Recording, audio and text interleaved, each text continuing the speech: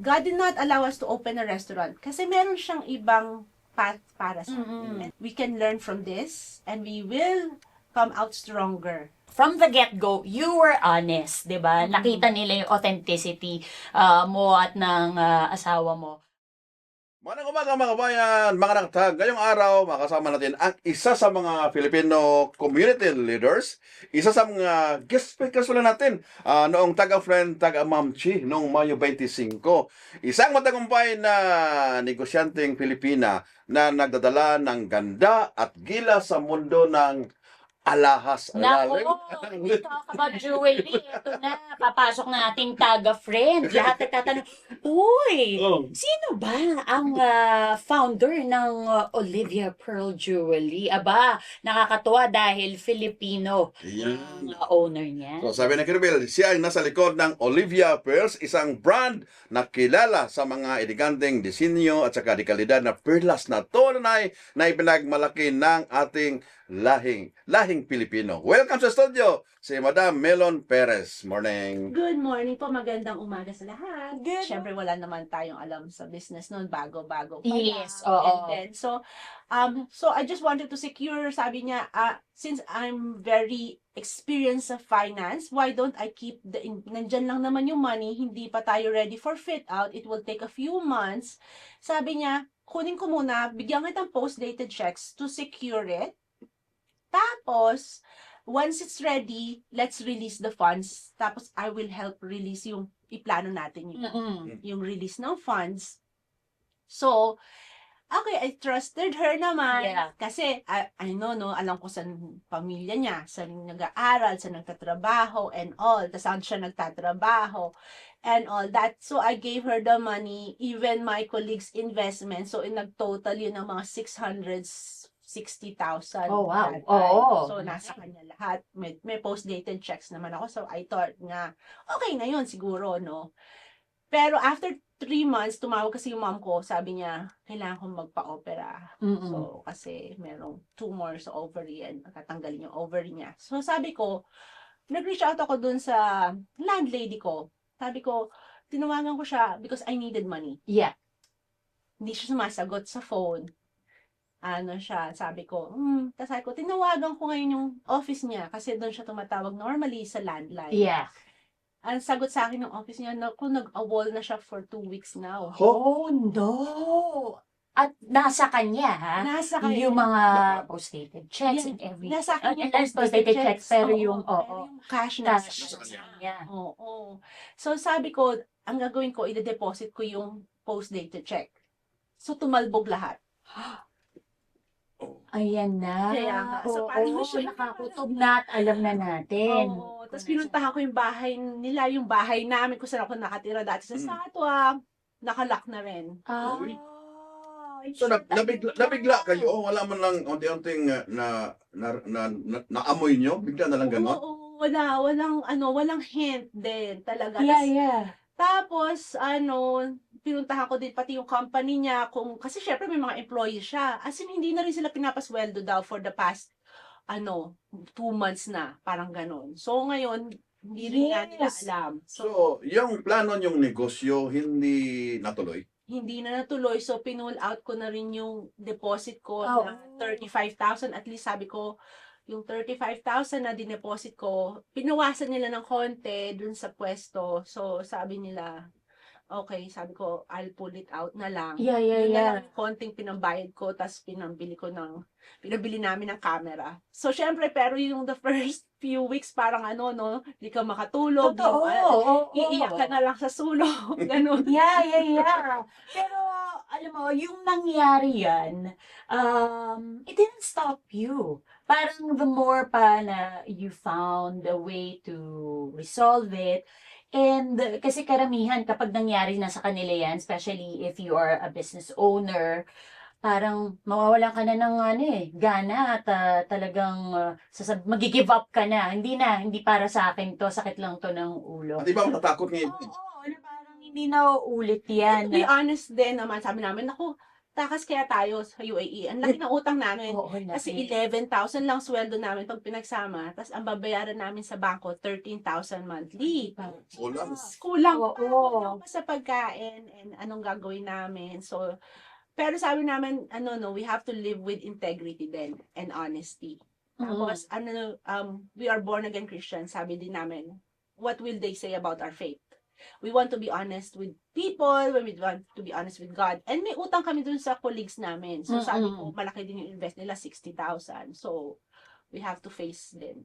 Oo. So, after that na nangyari, and then you have already resolved yung problem, ano yung nag-spark sa inyo mag-asawa at sa'yo din na parang, uy, alam mo, mag-start ulit tayo. Meron na naman akong naisip. I think this time magiging okay to.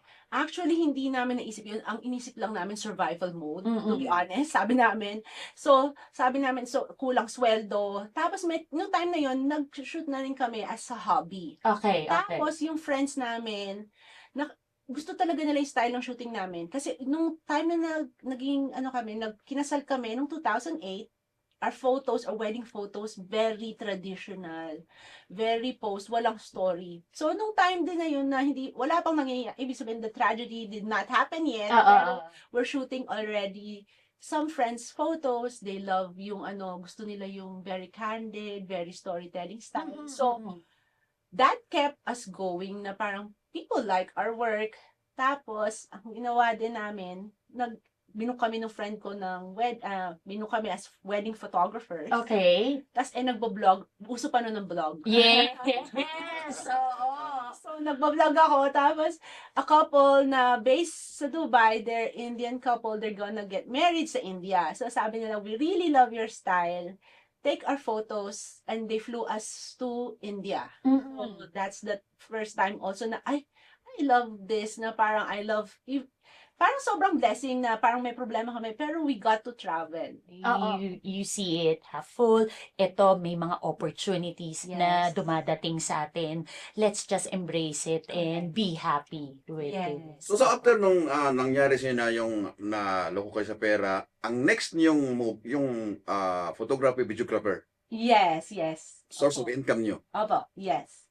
So, nag-shoot kami and then work kami 9 to 5, Monday to Friday. Tapos pag weekends, nag-shoot kami ng birthdays, ng portraits. So, parang ina-advertise talaga namin din. Tapos yung mga friends namin, very supportive, na sinashare kami na, they're very good photographers. Pag merong opportunity, talagang re-recommending kami. Tapos, and then yung blog post na, tsaka sinare ko na rin yung struggle online. Oo. Yung authenticity, sabi ko, parang ito yung nangyayari sa amin. Correct. Pero we have to fight and we have to. So a lot of them na-inspire. Tapos, they relate to the story.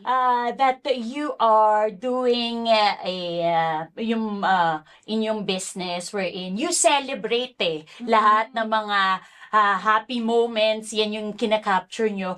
Pero, from within, meron kayo pinagdadaanan. Was it hard kasi lagi nila sinasabi, nako, makikita yan sa output. Kapag ikaw, nagsastruggle ka, meron kang problema, hindi magandang kinalalabasan. Pero sa inyo, it's quite different.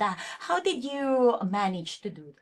Turn lemons into lemonade, no? So parang there's always silver lining. So sabi ko nga din nung time na yun, so God did not allow us to open a restaurant kasi meron siyang ibang path para sa And then yung acceptance and the learning. So sabi ko, we can learn from this and we will come out stronger.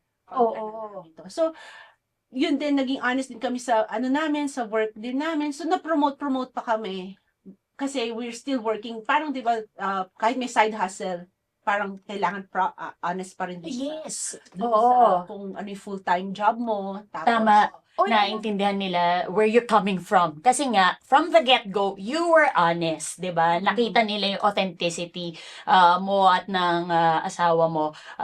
And I think that paid off talaga. sila pa yung mga first customers namin. Ay, ang I galing. love it. Oo. Pero gusto lang malaman na, okay, sa lahat ng mga sinasabi nyo, nag-isip ko, paano napunta sa negosyo yung Olivia Pearls? Bakit nasimulan mo yun? Paano yun pumasok doon? So, last year, okay, so more than 15 months, 16 months ago, first time kong lumabas ng Metro Manila. First time kong magpunta sa Boracay. Okay, okay. Oo. Sa Palawan. So, sabi ko, doon ko na-discover na ang ganda talaga ng Pilipinas. Mhm. Tas ang ganda nung mga, alam mo yun, yung natural resources natin. Tapos sabi ko, kaya nga tayo tinawag na Pearl of the Orient pala, kasi the best pearls come from the Philippines. Mhm. Yung South Sea pearls. So sabi ko dati, kala ko isa lang ang pearl white and tas meron pala tayong South Sea pearls na originally talaga galing sa Pilipinas. Yung South Sea pearls kasi, ginagawa lang pala siya, nafo-farm lang siya sa salt water, tapos sa Philippines, yung Indonesia and Australia. Sila lang ang Okay. countries na meron. Oo. So, yun yung sabi ko, and the fascinating, at tas nalaman ko pa, before that, kung ano yung mga characteristic ng pearls. I know pearls only kasi mom ko was born on June. Okay, Tapos okay. siya nag-introduce sa akin ng pearls since a kid. Yeah, yes, So, yes. So, yun yung, alam ko lang is white and round and tapos, pero hindi ko alam na yung story behind the pearl. Yeah. I got interested, parang naging giddy ako kasi it's true. I think a lot of us, a lot of Filipinas would actually relate to it. Na ito nga, nung kabataan ko, mahilig lang ako dun sa mga abubot-abubot, anik-anik. And my mom would always tell me, you know what, you have to invest sa mga jewelry, especially pearl, kasi maganda ang pearl natin sa Pilipinas. So parang ako, wala pa, hindi ko pa gusto yan. Pero yes, because of my mom din, doon ko na appreciate yung ganda ng pearl. And speaking of nanay, can you tell us also the story how you named the jewelry yun nga, na Olivia Pearl? I'm sure merong yan, May storya yan. may story yan. So, Olivia is my mom's name. So, kasama namin siya sa Boracay. Tapos sabi ko kasi, na nag-iigib kami ng tubig sa kapitbahay, sa poso.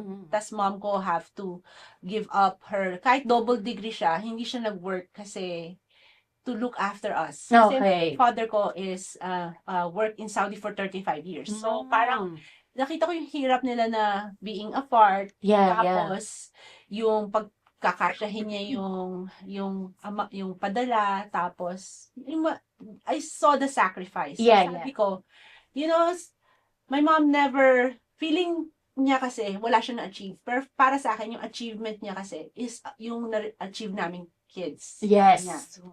So, sabi ko, Mom, your achievement is more than a job, more than, opening a business. So, I will honor you by opening a business under your name, like your brand, Olivia. So, sinurpresa ko siya last year, June 1, birthday niya, 69th birthday niya last year. Sabi ko, Mama, meron akong jewelry brand, Olivia Pearls. Ay, ang ganda nung story. Alam mo, kasi usually, lalo-lalo na sa ating mga Pilipino, pag nakikita na napaka-successful, ang grabe yung achievement ng mga anak. It's a reflection of the parents, kung paano nila pinalaki, yung values na binigay nila at in-instill sa mga anak. So, I'm sure nung sinabi mo yan sa mom mo, talagang na-proud siya. Iya siya. Sabi niya, di mo naman kailangan. Hindi mo siya makikita makapag-sosyalan. Kaya yung pearls niya tinatago niya kasi ang tawag nga niya doon, pangninang. Yung mga sila naman. Yung mga special celebration, dito natin gagamitin. Correct. So ito yung tumatakbo mong negosyo sa perlas pala. Hindi ka nahirapan sa source mo? So, sa Pilipinas kasi, maraming pearl farms. Okay. I mean, you can have a lot of sources sa Pilipinas and real pearl siya. So, hindi naman masyado. But yung sourcing din, syempre, you have to be very careful na kailangan totoo siya kasi maraming hindi totoong pearls. Tapos yung pagkilatis mo din sa quality ng pearls dapat din very careful ka sa kung paano ka pipili ng pearls kasi meron kang makukuhang hindi maganda Oo. quality. And let me just go back. Yan, pearl yan. Pero there are different sizes, the style, and the color. Sa Olivia, Yes. pearl jewelry, how do you ensure din that the pieces, kasi guys, go and check out their socials. Napakaganda. Ang daming mga iba't ibang klaseng pearls. At nung nabanggit ni Melon na pangninang lang, nako, ang kanilang mga products, you can wear it every day. So, I want to know, paano mo na-ensure yan, yung mga in terms of pieces na meron ka sa Olivia Pearl na it shows, yun nga, our culture, the values, and the story behind. So, the story actually nung kinuha ko yung pearls that represent women, no? So, I discovered pala, parang sobrang, pag pearls namin na round and white, parang may standard ba ng beauty? Pero na-realize ko na pearls pala iba-ibang klase. And that's the only gemstone made from a living thing. So, and how it was made also is very metaphorical kasi yung irritant or something that irritates an oyster, pag pumasok siya sa oyster, ginagawa ng oyster, they wrap it with nacre. Tawag nila doon nacre. So then that's how a pearl is formed. So parang very metaphorical din kasi nga, when we have problems, parang psycho, it relates so much to my experience. Mhm. Na pag may problema, what do you do? Do you like give up or do you turn that problem into a gem? So yun yung story, sabi ko din. Tas pati yung story of how pearls, iba-ibang shape and size, and the imperfections actually, Mm-mm. that will actually make you know that it is a real pearl.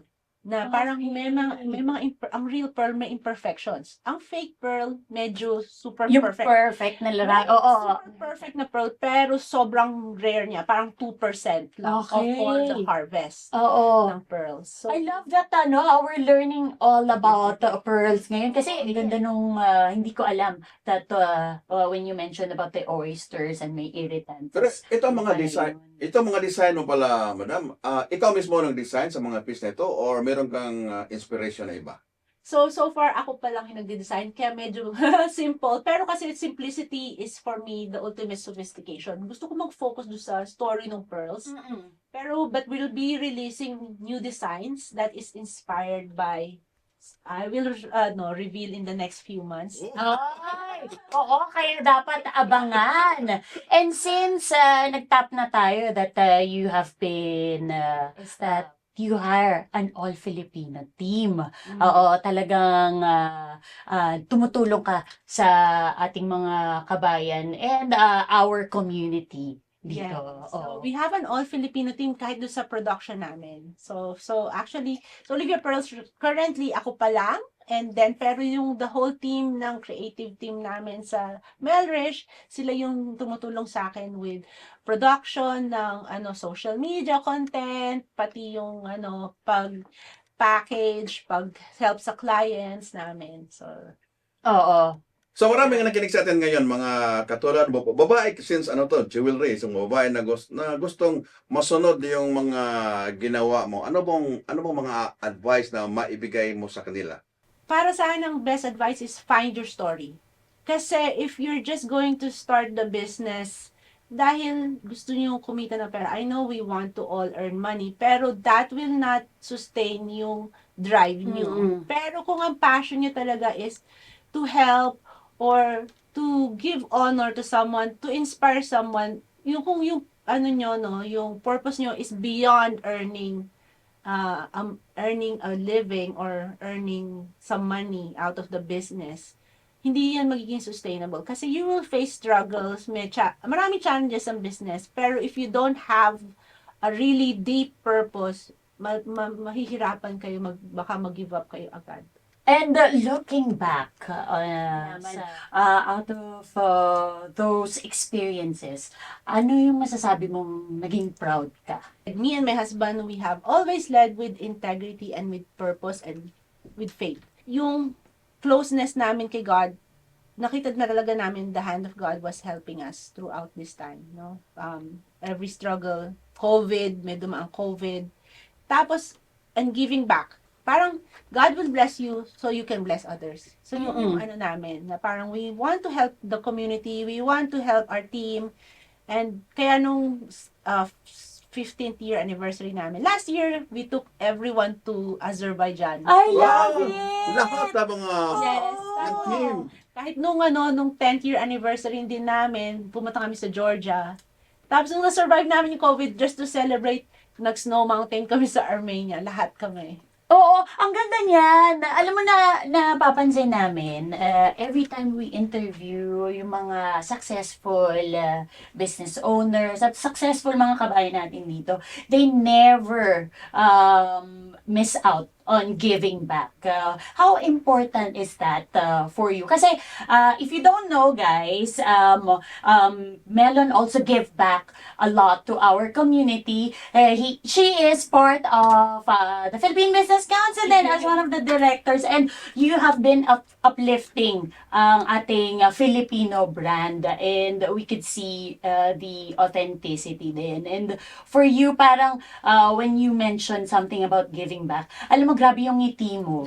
Di ba? Parang, ano yung, parang, ang tawag mo dito, fulfillment na achieve at naranasan mo every time you give. Fulfillment nga, yung lines like what you said, na pag may natulungan kang iba, I mean, kahit we don't consider ourselves rich, pero we're rich in helping others. Para sa amin, that's enough. Mm-mm. Yun, pag nakita namin na we were able to help someone, we were able to inspire someone, kahit inspiration, kahit or kahit advice or business tip, or we see someone succeed kasi we were able to support them. So I think that is yung para sa amin will bring deeper joy din. Oo. Yun yung legacy. Talaga lang iba, madam.